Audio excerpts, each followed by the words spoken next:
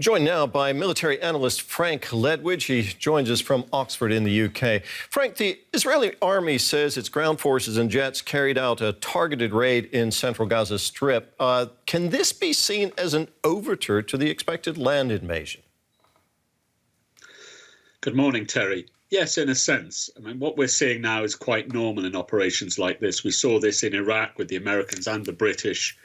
They're called, bearing the purpose, reconnaissances in force, area reconnaissance. But the purpose is essentially to test the defences, give the troops some experience, try and understand, and most importantly, try and understand the kind of resistance that they may face, not only from Hamas, but also from mines and other prepared obstacles near the border. None of them have gone in very deeply. But I think as time goes on, we're going to see more of these, and some of them may penetrate a little more deeply than the 1 or 2 kilometres we've seen so far. Yes, the second thing is that they are messages to the Israeli public, and we saw from Tanya's report there the kind of message they're trying to convey. The army is in action, it's doing things, and as I say, we'll see more. Now, reports are also coming in, Frank, of U.S. airstrikes against several targets in Syria. How does that fit into the bigger picture of this conflict? Yes, the Western commanders, from what I've been hearing, are extremely worried about this. Now, the raids into Syria by the U.S., the air raids, have been essentially in response to Iranian attacks on U.S. forces in Iraq and Syria themselves. So we're seeing a measured and calibrated proportional response from the Americans. We're not seeing any escalation. But this is messaging to Iran that the Americans won't take these actions against their troops in Iraq or Syria lightly, but also to demonstrate capability and remind the Iranians that there's a very large American force ready to take action should it be required.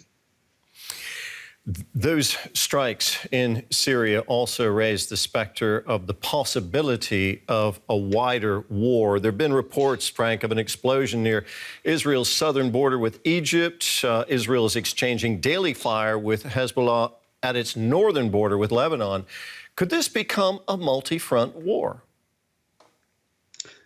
Very much so. I think the Taba incident, the one to the south of Gaza, I think analysts in Israel are suggesting that in fact came from Yemen. The Americans shot down some drones from Yemen last week, and I think this one may have fallen short of its target in Israel. But more widely, yes. And the action that will detonate wider escalation will be a decision by Hezbollah to engage its rocket forces. And I think everybody's keen that doesn't happen. Right now, though, the Israelis and Hezbollah are maintaining a fairly low level of combat. But if we see that intensify, it'll be very serious, not only for Lebanon itself, for which it would be devastating ultimately, but for the wider region. Frank, I want to get back to the idea of this looming ground operation that Israel says it is planning to carry out.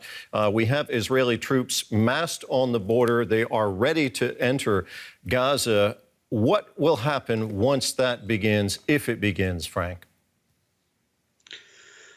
Well, Hamas are playing a very cool game with the hostages, extending the strategic or narrowing, in fact, the strategic space for the Israelis. But I think many people now looking at this are thinking that the form this incursion or invasion or assault may take may not be a single large assault, but may comprise a number of raids in force and extractions. We don't know. It'll certainly occur, but the Americans are particularly advising the Israelis, do not go in force with the purpose of occupation. What we would prefer to see is to treat this as a series of operations rather than one single operation. It does appear that that's the way the Israelis are beginning to look at things. Frank, we really appreciate your analysis. That was military analyst Frank Ledwidge. Thank you, Terry.